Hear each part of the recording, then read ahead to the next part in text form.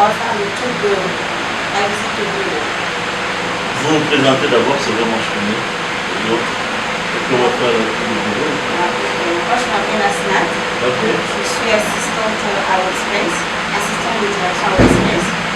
Alors, nous, ce qu'on fait ici, c'est nous sommes notamment dans plusieurs secteurs, mais notamment dans le secteur immobilier, secteur de santé, centre de formation, éducation, et puis cuisine et finance et tout. Mais pour le moment, nous sommes présentement dans le coworking. Dans le coworking, dans notre centre de santé, nous avons notre propre centre de santé, notre propre centre de formation CFPC, centre de formation professionnelle où nous formons les étudiants. Et nous avons aussi notre éducation où on encadre les étudiants à trouver on les oriente pour les choix de l'université. Et aussi, nous sommes dans la cuisine. Nous avons débuté avec la cuisine il y a, je crois, déjà 2 mois. On vient de faire le lycée. Et puis, je crois, dans 2 ans déjà, nous allons lancer notre propre centre de santé. Et puis, commencer avec déjà la fin de l'année 2025, nous devons commencer avec notre entreprise de transport, Morobus, et aussi avec le temps, nous allons entamer avec les finances, notre centre de santé, et puis comment évoluer avec la cuisine. Très bien. Alors, dans les workspace, c'est quoi les difficultés? Ce que nous rencontrons le workspace. Le workspace, Le coworking. Dans le coworking, très souvent, c'est ce que nous rencontrons comme difficulté, c'est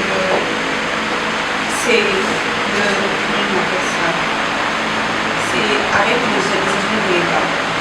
Il passe souvent, il travaille tout le temps des taxes à payer, ils vont venir pour telle chose, il faut payer pour ça, il faut payer pour ça. Très souvent, c'est vraiment pour les agents de l'État. Concernant nous-mêmes ici, on n'a pas beaucoup de difficultés par rapport aux demandes, peut-être un besoin un peu plus espaceux et tout ça, mais très souvent, le plus grand problème, c'est avec les agents de l'État. C'est ce qui nous pose vraiment beaucoup de temps, parce que dernièrement, ils sont passés ici, ils voulaient qu'on enregistre, on recense tout le monde qui sont ici.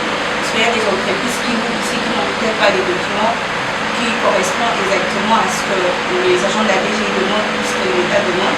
Et nous, comme on a tous ces documents-là, on essaie de couvrir tout le monde.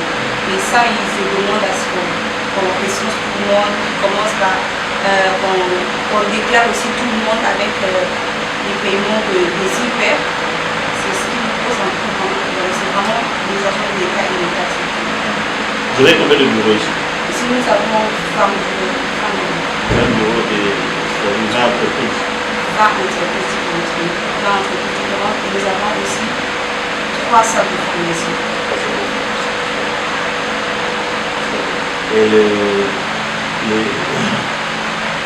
Et ces bureaux-là sont quand même réguliers dans leur paiement.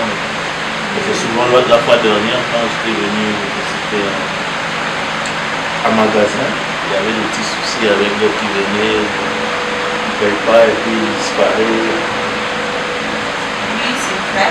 Il y a, en tout cas, en ce moment, je crois que la plupart payent bien,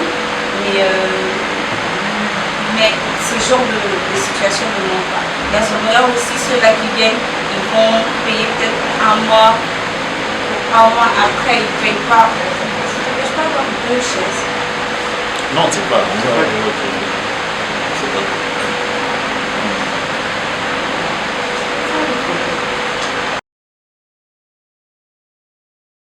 Parce qu'il y a aussi des gens qui viennent peut-être louer 2 mois, ils doivent peut-être payer un mois après, le deuxième mois ils partent sans rien payer.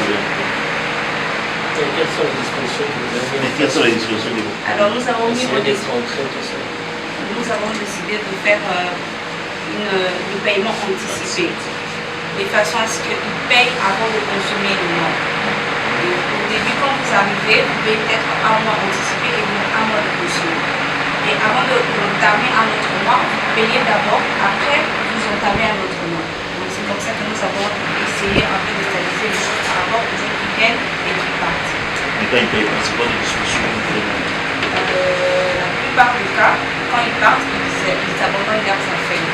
Très souvent, on fait appel à un OPJ, il fait des constats et on garde les affaires ici chez nous. On déclare déjà auprès de la police que voilà, telle entreprise a laissé ça, ça, ça. Et qu'on contacte l'entreprise pour leur dire que si vous voulez récupérer nos affaires, vous pouvez peut-être payer une partie et puis payer petit à petit le reste. Il faut aussi être prudent avec la gestion de ces genres de cas, sinon quand vous gérez ça mal, ça retombe sur vous. Exactement. Quelqu'un peut venir, il part. À quel moment donné, on m'a dit non, la traîne, là, on voit. Juste pour vous faire porter les chapeaux.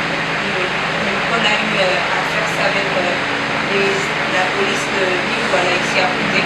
Chaque fois que quelqu'un il part, il laisse les affaires, comme ça on fait appel à eux, ils font les procès, on se déclare.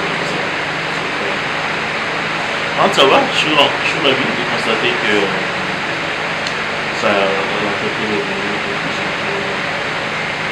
C'est une très bonne chose, c'est ça notre souci. De voir que les entreprises de nos membres évoluent comme il se doit. C'est vrai, les difficultés à notre jour, mais le plus important dans l'entrepreneur, c'est de surmonter ces difficultés-là et de pouvoir évoluer. Moi, j'oublie toujours les difficultés, il y en a pour tout le monde. Si les autres évoluent malgré ces difficultés-là, donc on n'a pas d'excuses. Il faudra trouver des mécanismes pour voir comment sortir la tête de l'eau pour pouvoir avancer. C'est ça le plus important. Ok, très bien, on va faire le tour. On va jeter un coup d'œil.